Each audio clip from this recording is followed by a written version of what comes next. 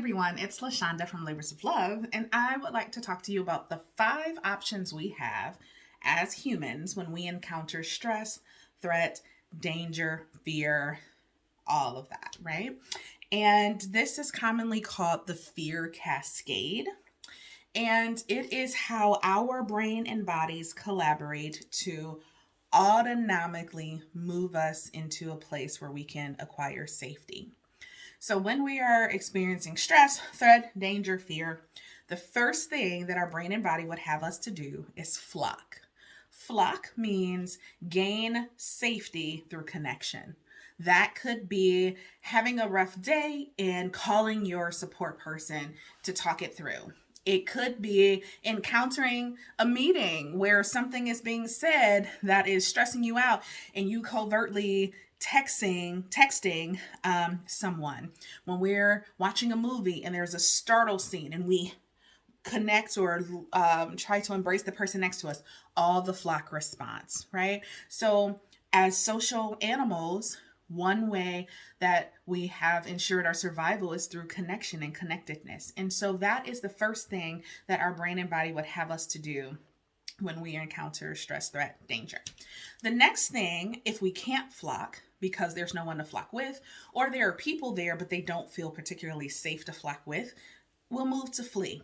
Flee means gaining safety through distance. So that could mean physically me leaving the room that I'm in to get away from what's happening. But there are times when we can't physically leave, but we will mentally check out. So we might find distraction. We might start, scrolling on social media or thinking about something else.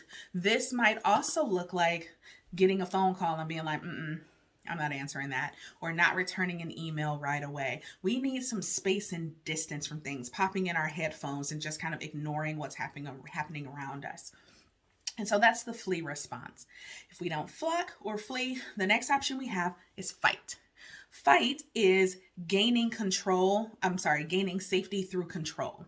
And so with flee, we're getting distance. With fight, we're moving in closer, but it's oftentimes in an effort to try to control what's happening. So that could literally mean throwing fists, but it could also mean organizing and fixing and trying to manipulate and control situations, people, and things so that we can feel a little more control. Okay. This could be come out as sarcasm through professional emails, or it could be organizing a protest in demonstration of something that you care about. Okay. And so if we can't flock, flee, or fight, we might freeze. That's the fourth option.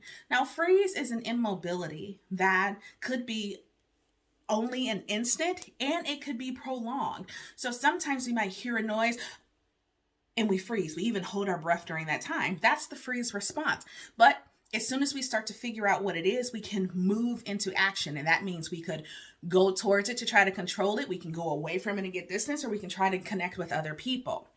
But sometimes that freeze response is prolonged. We can know we need to do something. We can want to do something, but it's like our body is just not cooperating in the doing of that thing. Some words that we hear associated with this state of being might be depression or hopelessness or lack of motivation. Another aspect of freeze could be dissociation. We're physically present, but our mind goes somewhere else. It could look like daydreaming, or literally you talking to a person, you're like, hey, can you hear me? And you realize, oh, they just weren't there. That can be part of this freeze spectrum as well, all the way up to collapse.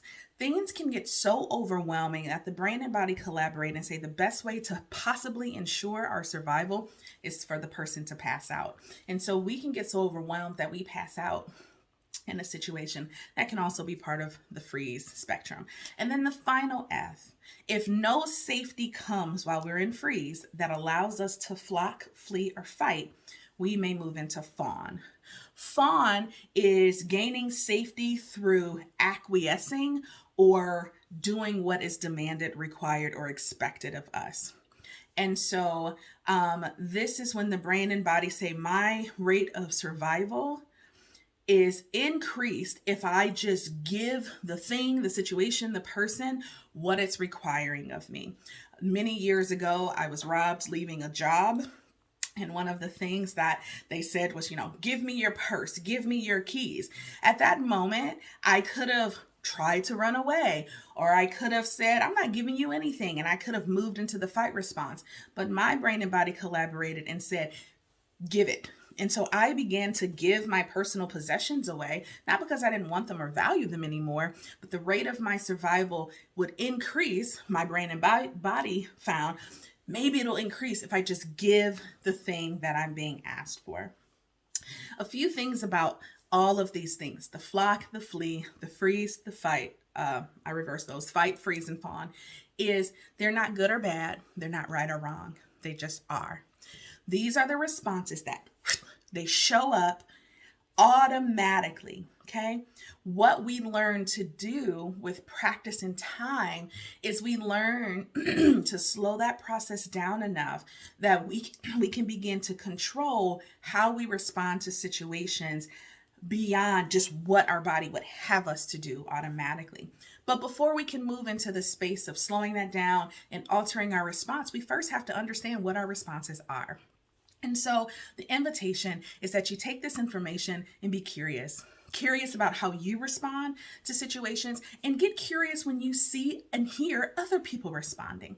When we start to realize that we can place responses that we do and we see in these 5 categories, then we can begin to realize that in this moment, this person is feeling either stressed, threatened, danger, fear, and it can build our compassion as we engage in our relationships. So give it a try, be curious about it, and it gives you a step in the right direction of being able to control how you respond to situations.